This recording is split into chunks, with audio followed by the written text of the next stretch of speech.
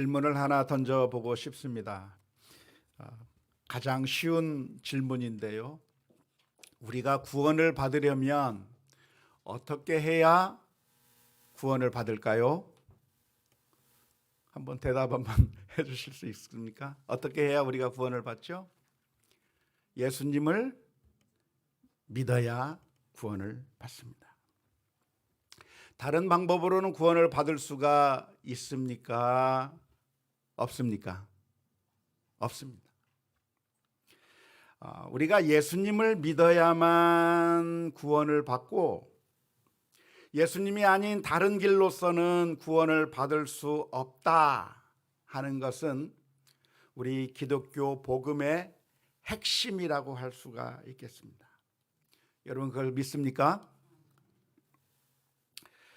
예수님만이 구원의 유일한 길이다. 예수님만이 우리가 하나님 앞에 갈 수 있는 유일한 길이다라고 하는 것은 우리 기독교의 핵심적인 교리라고 할 수가 있겠는데요. 우리들은 이 교리를 잘 아멘으로 받아들이고 있지만 수많은 사람들에게 이 교리는 이해할 수 없는 교리이기도 합니다. 많은 사람들이 이 이야기를 들을 때 질문을 던집니다. 만일 예수님을 믿는 것만이 유일한 구원의 길이라고 한다면, 다른 길로서는 도무지 구원을 받을 수가 없다고 한다면, 그렇다고 한다면 예수님을 믿을 수 있는 기회조차 받지 못한 사람들은 어떻게 되는가라고 하는 질문입니다. 예수님에 대해서 들어보지도 못하고 예수님에 대해서 전혀 듣도 보도 못한 그 사람들은 어떻게 예수를 믿을 수 있겠는가 하는 그런 질문입니다. 우리가 늘 던지는 질문이 무엇이냐면 그 옛날 시대에 살던 사람들, 다시 말하자면 세종대왕 같은 사람들이나 이순신 장군 같은 그런 사람들은 예수님에 대해서 전혀 들어보지도 못한 사람입니다.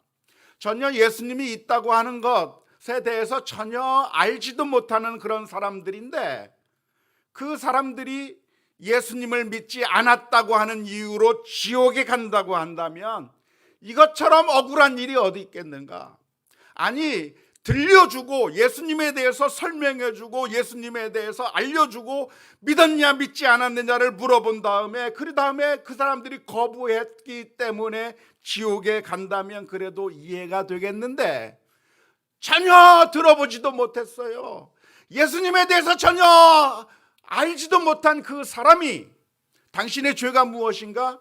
예수님을 믿지 않았기 때문에 지옥에 간다고 하면 이것처럼 억울한 일이 어디에 있겠느냐라고 하는 질문입니다. 그런 질문들을 많이 받아보셨습니까? 아마 많이 받아보았을 거라고 생각이 듭니다. 그런데 이런 질문을 던지는 이유가 무엇이냐면, 이런 질문이 나오는 이유가 무엇이냐면 복음에 대해서 제대로 잘 이해하지 못했기 때문에 이런 질문이 나오는 겁니다. 복음에 대해서 예수님을 믿어야 구원을 받는다고 하는 이 복음에 대해서 어렴풋하게는 알고 있지만 제대로 완벽하게 이해하고 있지 못하기 때문에 이런 질문들이 나온다고 하는 것입니다. 먼저 분명히 해야 될 것이 하나가 있는데요. 만일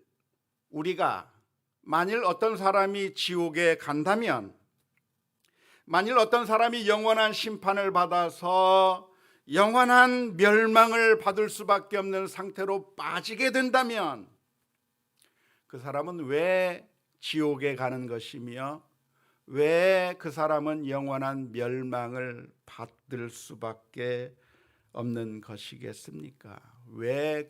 만일 어떤 사람이 영원한 멸망을 받고 영원한 심판을 받아야만 한다면 그 이유가 무엇이겠습니까? 우리 크리스천들은 종종 이렇게 대답합니다. 그건 예수님 안 믿어서 그래요 라고 대답을 할 것입니다. 그 대답은 어느 정도는 맞는 말입니다. 물론 맞는 말입니다. 하지만 그렇게 대답하는 것보다 훨씬 더 정확하게 대답을 하는 것을 알려드린다고 한다면 그것은 그 사람이 죄를 지었기 때문입니다. 하나님의 법이 있는데, 하나님의 말씀이 있는데 그 하나님의 법을 지키지 않고 악하게 살았기 때문에, 지옥에 갈 만큼 나쁜 짓을 하고 악하게 살았기 때문에 그는 지옥에 가는 겁니다. 영원한 심판을 받는 겁니다. 그게 끝입니다. 만일 아무개가 지옥에 간다면 그 사람이 왜 지옥에 가는가? 죽어서 영원한 멸망을 당한다면 그 사람이 왜 영원한 멸망을 당하는가? 악하게 살았기 때문에 멸망당하는 겁니다. 그게 끝입니다. 그게 전부입니다. 마치 아담과 하와가 에덴 동산에서 쫓겨나는 이유가 무엇이겠습니까? 아담과 하와가 에덴 동산에서 쫓겨난 이유는 하나님께서 선악과를 먹지 말라고 명령하셨고 그 명령을 지켜야만 하는데 지키지 않고 거부했기 때문에 그 에덴 동산에서 쫓겨 나갈 수밖에 없었던 것처럼, 우리 가운데 어떤 한 사람이 죽어서 영원한 멸망으로 가게 된다고 한다면 그 이유가 어디에 있는가? 죄를 지어서 그렇습니다. 악하게 살아서 그렇습니다. 그게 전부입니다. 2021년에 살던 어떤 사람이 지옥에 갔다, 영원한 멸망을 받았다. 그 이유가 무엇인가? 그는 죄인이기 때문에 영원한 멸망에 들어가는 겁니다. 착하게 살지 않았고 하나님의 법칙에 따라 살지 않았고 악하게 살았기 때문에 영원한 멸망을 받게 되는 것입니다. 지금으로부터 2000년 전에 이스라엘에 살던 어떤 사람이 영원한 멸망을 받을 수밖에 없다고 한다면 그것은 그 사람이 악하게 살았기 때문이고 하나님의 말씀대로 살지 않았기 때문이고 그는 착하게 살지 않았기 때문에 멸망하게 되는 겁니다. 만일 지금부터 1000년 전에 살던 한국의 어떤 사람이 지옥에 간다면 그 사람이 하나님의 말씀대로 살지 않고 악하게 살았기 때문에 멸망을 받는 것입니다. 지금으로부터 3000년 전에 저 아메리카 대륙에 살던 어떤 원주민이 그 사람이 죽어서 지옥에 간다면, 그 사람이 영원한 멸망을 받게 된다면 그것은 그 사람이 악하게 살았고 하나님의 법을 어기며 살았고 죄악을 저지르며 살았기 때문에 지옥에 가는 겁니다. 아주 간단합니다. 누가 지옥에 가는가? 누가 영원한 멸망을 받는가? 악하게 산 사람들이 멸망을 받게 되어 있는 것입니다. 만일 이순신 장군이, 만일 세종대왕이 지옥에 갔다고 한다면, 이건 제가 가정으로 말씀드리는 겁니다. 누가 천국에 갔다, 누가 지옥에 갔다고 하는 말을 우리가 함부로 재단에서 말할 것이 아닙니다. 누가 천국에 갔다, 누가 지옥에 갔다고 하는 것은 전적으로 하나님에게 달린 것이지, 우리가 쉽게 우리가 표면적으로만 보는 그것만 가지고 저 사람은 천국에 갔을 것이다, 저 사람은 지옥에 갔을 것이라고 함부로 말할 수가 없습니다. 물론 우리는 짐작을 할 겁니다. 이 사람이 구원받지 못했을 가능성이 많다, 이 사람이 구원받을 수 있는 가능성이 많다라고 추측할 수는 있겠지만 단정해서 말하는 것은 아주 교만한 일이고 어설픈 일일 수밖에 없기 때문에 함부로 말해서는 안 되는 것인데요. 아무튼 만일 이순신 장군이 지옥에 가고 만일 세종대왕이 영원한 멸망을 받을 수밖에 없었다고 한다면, 가정으로 말한다면 왜 그런 결과를 가져오게 되었을까요? 그것은 그들이 착한 일도 많이 하고 위대한 일도 많이 했겠지만 그들의 삶 전체가, 그들의 삶이 완벽하지 못했기 때문인 것이죠. 그들이 죄악을 저질렀기 때문이고 하나님의 말씀대로 살지 못했기 때문에, 그래서 영원한 멸망을 받을 수밖에 없는 것입니다. 그게 전부입니다. 그렇다고 한다면 어느 누구가 영원한 멸망을 받게 되었을 때 나 억울해요, 내가 천국에 가야 되는데 왜 내가 지옥에 왔어요 하면서 억울하다고 할 수 있는 사람이 있겠습니까? 없겠습니까? 없어요. 왜냐하면 자기가 지은 죄가 낱낱이 드러나기 때문에 그렇습니다. 모두가 다 죄악을 저질렀고 악하게 살았고 하나님의 말씀에서 어긋나게 완벽하지 못하게 삶을 살았기 때문에, 그래서 영원한 멸망을 받을 수밖에 없는 상태가 된 것이고, 그 누구도 하나님 앞에 내가 억울하게 지옥에 왔다, 억울하게 영원한 멸망을 받게 되었다고 항변할 수 있는 사람은 단 한 사람도 없을 것입니다. 예수님을 믿어야만 구원을 받고 예수님을 믿지 않으면 지옥에 간다고 하는 말은 그 다음의 문제입니다. 예수님을 믿으면 구원을 받을 수 있고 예수님만이 유일한 구원의 길이라고 말하는 그 의미가 무엇이냐면, 영원히 멸망을 받게 된 우리가 어떻게 그 멸망을 받을 수 있는 상황 가운데서 빼내질 수 있겠는가? 우리가 죄를 지어서 악하게 살아서 영원한 멸망을 받을 수밖에 없게 되었는데, 그 상황 가운데서 누가 우리를 빼내줄 수 있겠는가? 어떻게 우리가 구원을 받을 수 있겠는가? 어떻게 이 지옥의 영원한 멸망 가운데서 벗어날 수 있게 되었는가? 라고 할 때 오직 예수님을 통해서만이 그 영원한 심판에서부터 벗어날 수 있게 되었다고 하는 것입니다. 어떤 사형수가 있다고 합시다. 그 사형수는 정말 포악한 죄를 저질러서, 너무나도 악한 죄를 저질러서 사형 언도를 받게 되었습니다.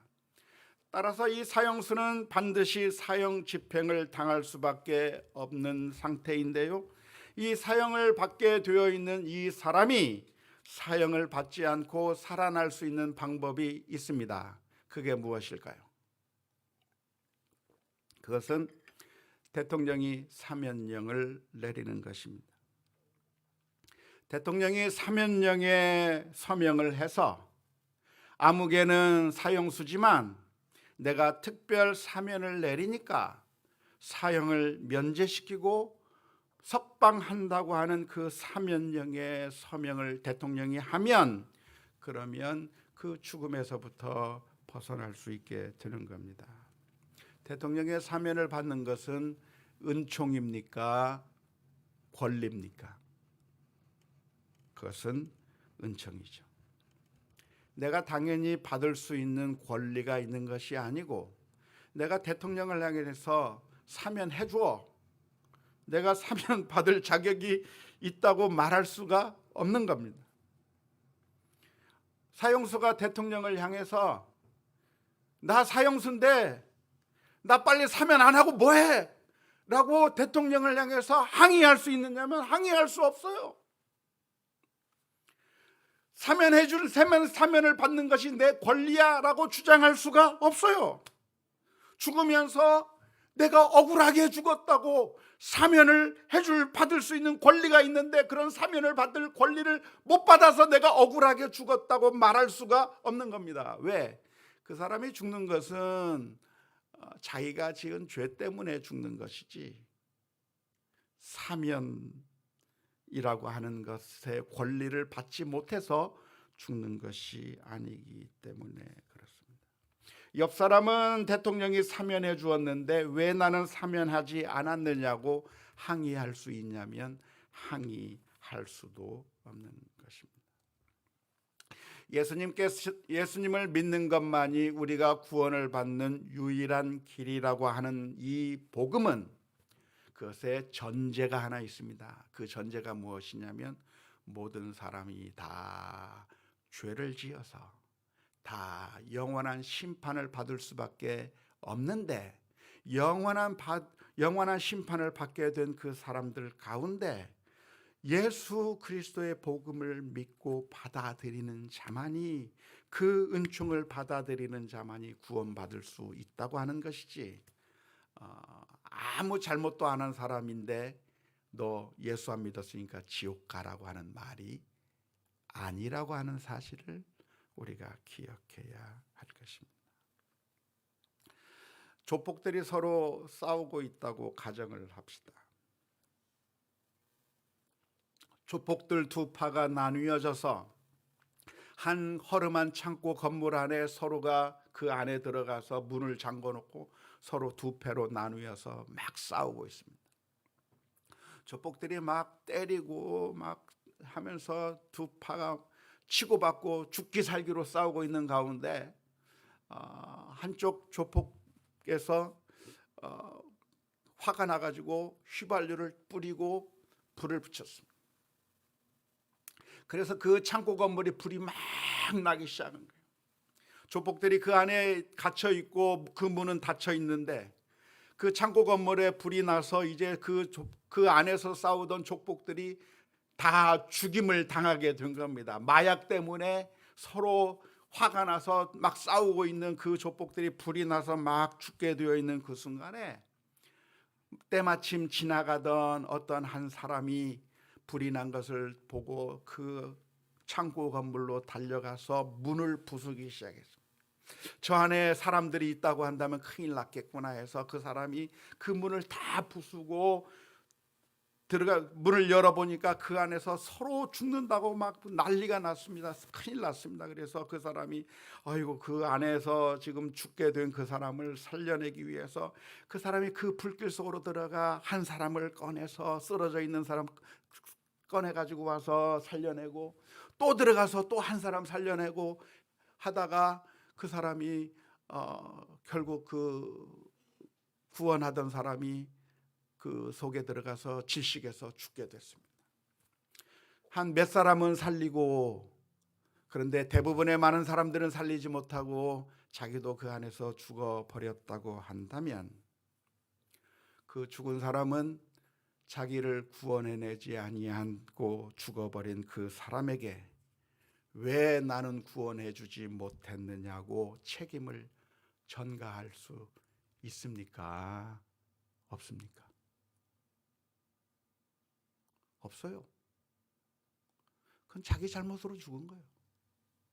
조폭기들이 사악한 마음으로 서로 싸우다가 불내고 싸우다가 자기 잘못으로 죽은 거예요. 그런데 살아난 사람은 왜 살아났는가? 아무 관계도 없는 지나가는 사람이 불쌍하게 여겨서 뛰어들어가 자신의 목숨을 내어놓고 그 사람들을 살려서 그 사람들이 살아난 거예요. 복음이 무엇이냐면 바로 이런 모습입니다. 우리 인류는 어떤 사람들인가? 우리는 모두가 다 하나님의 말씀대로 살지 못했어요. 하나님의 법칙대로 살지 못했어요. 하나님의 법칙대로 살지 못했기 때문에 다 멸망하게 되어 있는 겁니다. 다 망하게 되어 있는 겁니다. 다 영원한 형벌을 받을 수밖에 없는 겁니다.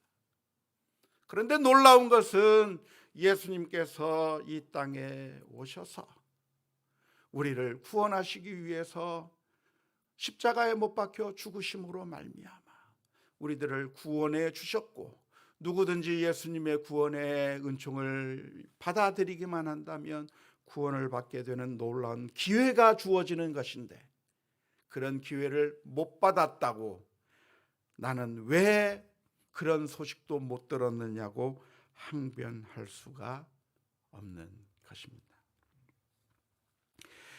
망하게 된 사람들이 따질 수 있는 유일한 것이 있다고 한다면 그것은 왜 나한테는 예수님에 대한 소식을 들려주지 않았느냐를 따질 수 있는 것이 아니고, 그 사람들이 항변할 수 있는 유일한 것이 무엇이냐면, 나는 하나님의 법에 대해서 들어본 적도 없다. 하나님의 법을 나에게 알려주었다고 한다면 내가 그 하나님의 법대로 살았을 텐데, 나는 하나님의 법에 대해서 전혀 들어보지 못했기 때문에 그래서 악을 행한 것이고, 그래서 그 성경 말씀을 나에게도 주셨다고 한다면 이 성경 말씀은 이스라엘 민족에게만 준 것이지, 저 아프리카에 있는 사람들이나 저 아메리카의 대륙에 살던 사람들이나 아니면 이 아시아에 살던 사람들은 전혀 그 성경 말씀에 대해서 들어보지 못했기 때문에, 이순신 장군이나 세종대왕이나 이런 사람들은 전혀 하나님의 말씀을 들어보지 못했기 때문에 그래서 내가 행동하지 못했다고 항변할 가능성은 있는 겁니다. 그런데 그런 가능성에 대해서 오늘 성경 말씀이 무슨 이야기를 하고 있습니까? 로마서 2장 12절 말씀은 이렇게 기록하고 있습니다. 무릇 율법 없이 범죄한 자는 또한 율법 없이 망하고, 무릇 율법이 있고 범죄한 자는 율법으로 말미암아 심판을 받으리라. 심판을 받고 망하는데, 어떻게 망하는가? 이스라엘 민족은 율법을 받았어요. 하나님께서 모세를 통해서 이스라엘 민족에게 율법을 주었기 때문에 그 분명하게 기록된 그 율법을 보면서 그 율법대로 살지 않았기 때문에 망하게 되는 겁니다. 그런데 이 율법을 받지 않은 그 사람들은 어떻게 망하는가? 율법을 받지 않았으니까 우리는 법이 없으면 죄도 없으니까 우리는 무죄다라고 이야기할 수 있는가?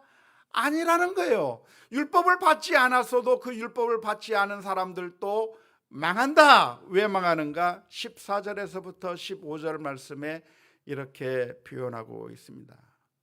율법 없는 이방인이 본성으로 율법의 일을 행할 때에는 이 사람은 율법이 없어도 자기가 자기에게 율법이 되나니, 이런 이들은 그 양심이 증거가 되어 그 생각들이 서로 혹은 고발하며 혹은 변명하며 그 마음에 새긴 율법의 행위를 나타내느니라.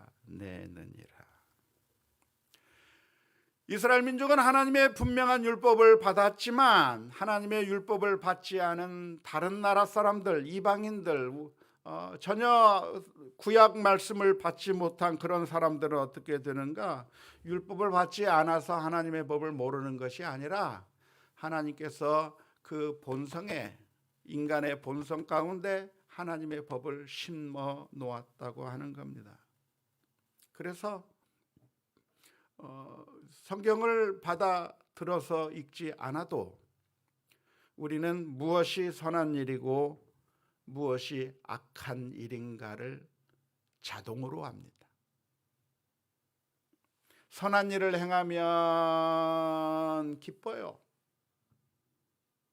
사랑을 하면 좋아요. 우리가 다른 사람들에게 은혜를 베풀면 기분이 좋아요. 왜? 우리의 본성에 사랑을 베풀면 행복하게 되어 있어요. 자비를 베풀면 오히려 기쁨이 넘치게 되어 있어요. 그런데 우리들의 마음을 옹졸하게 하고 악을 행하고 다른 사람들을 미워하고 용서하지 않고 남의 것을 훔치고 사람들을 못살게 굴면 우리들의 마음 가운데 불편함이 있어요. 찜찜해요. 두려워요.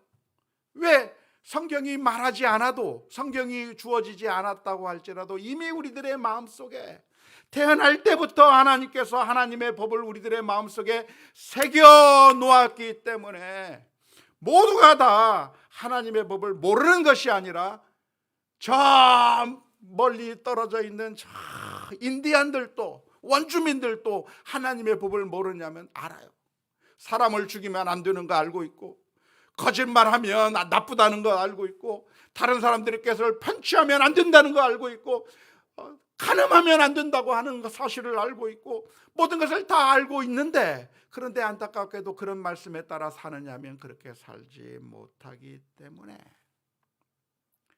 모두가 그 법에서부터, 본성의 법에서부터 불합격이기 때문에 이 세상의 모든 사람들이 단 한 사람도 예외 없이 다 영원한 심판을 받을 수밖에 없는 것입니다.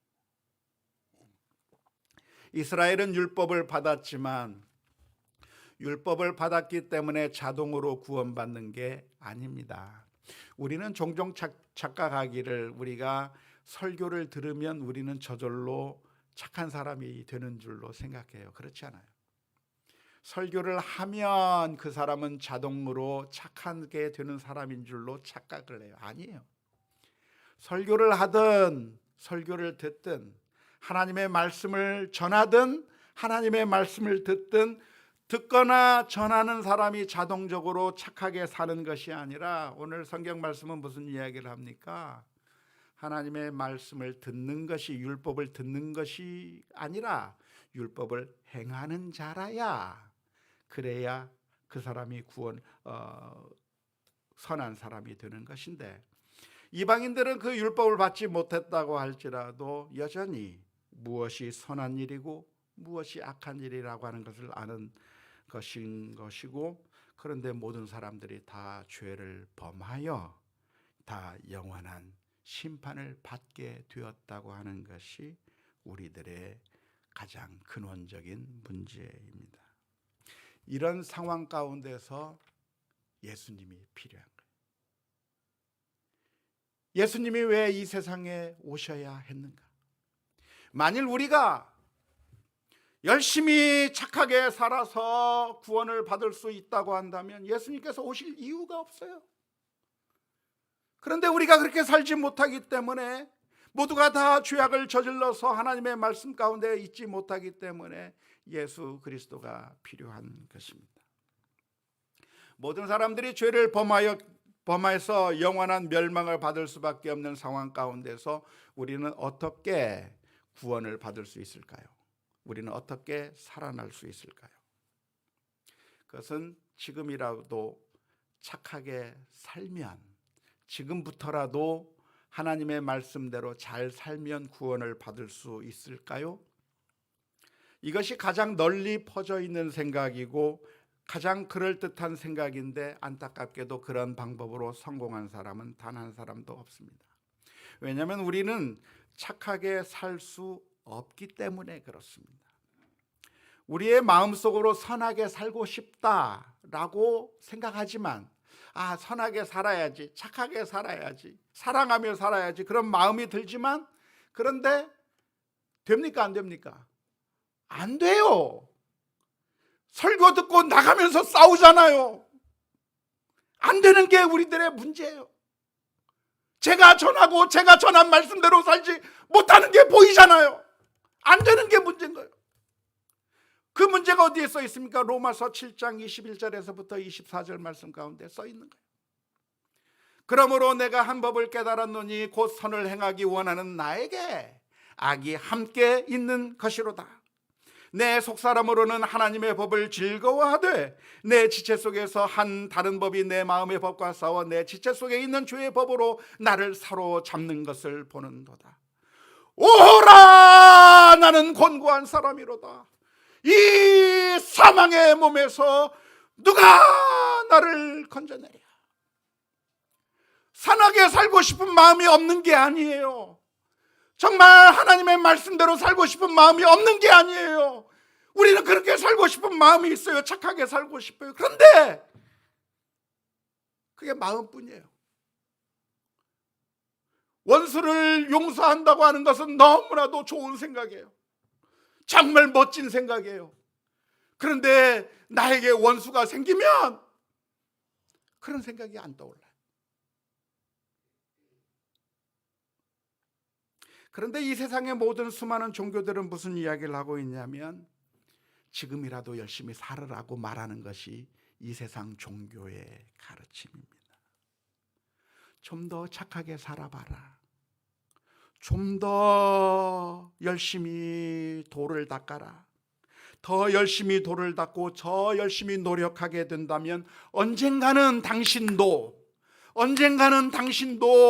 도의 경지에 올라갈 수 있을 것이다. 언젠가는 열심히 살다 보면 당신도 부처의 반열에 올라갈 수 있을 것이다. 언젠가는 당신도 열심히 노력하면 경지에 올라갈 수가 있을 테니까, 그러니까 열심히 돌을 닦고 열심히 노력하고 열심히 선하게 살면 언젠가는 당신도 올라갈 수 있다는 겁니다. 그러니까 그렇게 하기 위해서 욕심을 끊어버리세요. 마음을 비우세요.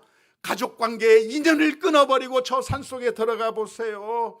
돈을 다 내버리고 무소유로 살아보세요. 쾌락을 버려보세요. 선을 행하고 그리고 신에게 돈을 많이 바치고 그렇게 열심히 노력하면 언젠가는 당신이 지금은 나쁘지만 점점 올라가서 결국에는 정말 하나님과 같이 될 수 있을 테니까 열심히 노력하면 당신도 올라갈 수 있을 겁니다 라고 말하는 것이 이 세상 종교의 가르침입니다. 근데 그게 되냔 말이에요. 안 돼요. 착하게 살게 되기는커녕 우리는 살도 못 빼요.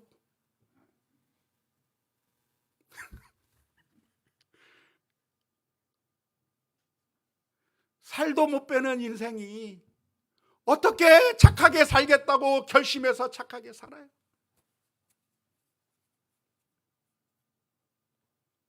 이 세상 그 어떤 종교로도 안 되는 이유가 바로 여기에 놓여져 있는 겁니다. 그런데 성경은 새로운 길을 제시해 주고 있습니다. 그것은 바로 예수님께서 오셔서 구렁텅이에 빠진 우리를 건져 주시는 겁니다. 우리의 힘과 우리의 능력으로 빠져나올 수 없는 그 절망의 구렁텅이 속에 있는 우리를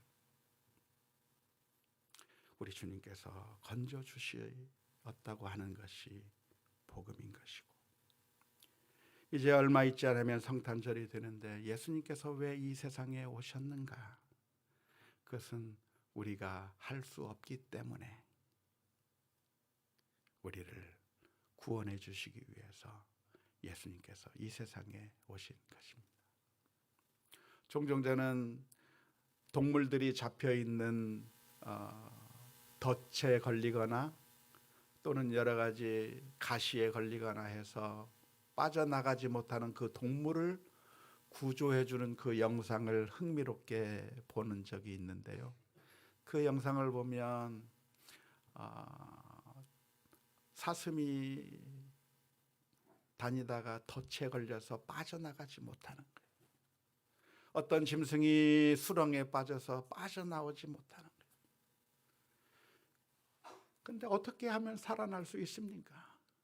그때부터라도 열심히 노력해서, 그래서 내가 몸집을 키우고 힘을 키워서 빠져나갈 수 있는가? 몸부림치면 몸부림칠수록 더 깊은 수렁에 빠져가는 것이 그 동물의 모습이고 사슴의 모습이고 더 다칠 수밖에 없는 모습입니다. 그런데 정말 마음씨 착한 한 사람이 등장해서 그 불쌍한 짐승을 살려주기 위해서 다가가는 겁니다. 다가가서 낚싯줄을 끊어주고 덫을 끊어주고 그 동물을 해방시켜 주려고 하는데 자기를 해치려고 하는 줄 알고 그 자기를 도와주는 사람을 물어버려요. 뿔로 받아버려요. 독수리가 쪄버려요. 근데 바로 우리 주님께서는 우리를 구원하시기 위해서 이 세상에 오시고 저 높은 곳에서부터 낮고 천한 이곳에, 그리고 우리를 위하여 십자가에 못 박혀 죽으심으로 말미암아 우리를 구원하는 것이 유일한 구원의 길이 될 수밖에 없다고 하는 이 사실을 오늘 또 기억하면서 늘 감사하며 이 사랑을 받은 우리가 이제는 주님의 뜻대로 살겠습니다라고 하는 그런 감격과 결단들이 우리 가운데 넘쳐나야 될 줄로 믿습니다.